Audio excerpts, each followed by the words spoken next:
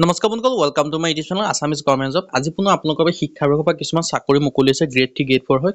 কি চাকৰি আছে লগতে কেনেদৰে আবেদন কৰিব লাগিব সকলোখিনি কথা মই আপোনালোকক এই ভিডিঅ'যোগে আলোচনা কৰা হ'ব। যদি ভিডিঅ'টো ভাল পায় ভিডিঅ' লাইক কৰিব, লগতে চেনেলটো ছাবস্ক্ৰাইব কৰি দিব কাৰণ ভিডিঅ'সমূহ প্ৰতিদিনে পাই থাকিব।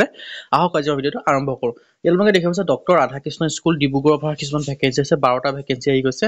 ইয়াত আপোনালোকে দেখিব পাৰিছে doctor Radhakrishna school of arts commerce and science Dibrugarh. ইয়াৰ কাৰণে লাষ্ট ডেট দিয়া আছে 16/3/2024 মানে মাৰ্চ মাহৰ 16 তাৰিখলৈকে আপোনালোকে ভেকেঞ্চিখিনিৰ কাৰণে আবেদনসমূহ কৰিব পাৰিব।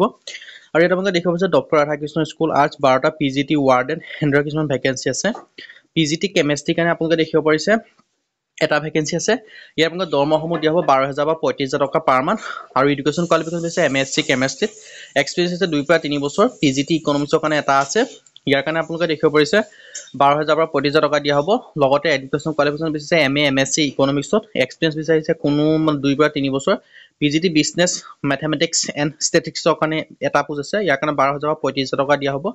MCOM বিচাৰিছে, এক্সপিৰিয়েঞ্চ 2 পৰা 3 বছৰ। পিজিটি ষ্টেটিক্সৰ কাৰণে এটা আছে 12 পৰা 35,000 টকা পাৰ মান্থ।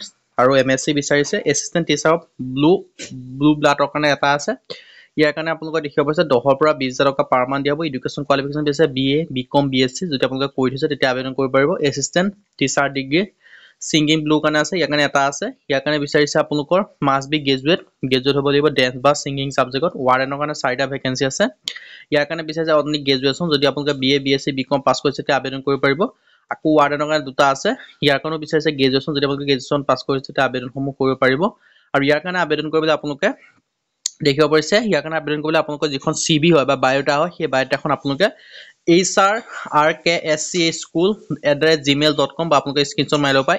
এইটো ইমেইলত আপোনালোকে পঠাই দিব পাৰে বা আপোনালোকে নিজে হ'লেও গৈ এইটো অফিচিয়েল এড্ৰেছত গৈ পেলাই আপোনালোকে দি থৈ আহিব পাৰে। আৰু এইকেইটা হেল্পলাইন নম্বৰ আছে, আপোনালোকে কণ্টেক্ট কৰি সুধি ল'ব পাৰে সকলোখিনি কথা। আজি ভিডিঅ' ইমানে, যদি ভিডিঅ' ভাল পালে লাইক কৰিব, লগতে চেনেলটো ছাবস্ক্ৰাইব কৰি দিব কাৰণে ভিডিঅ'সমূহ প্ৰতিদিনে পাই থাকিব। আজিলৈকে পুনৰ ভিডিঅ'ত লগ পাম।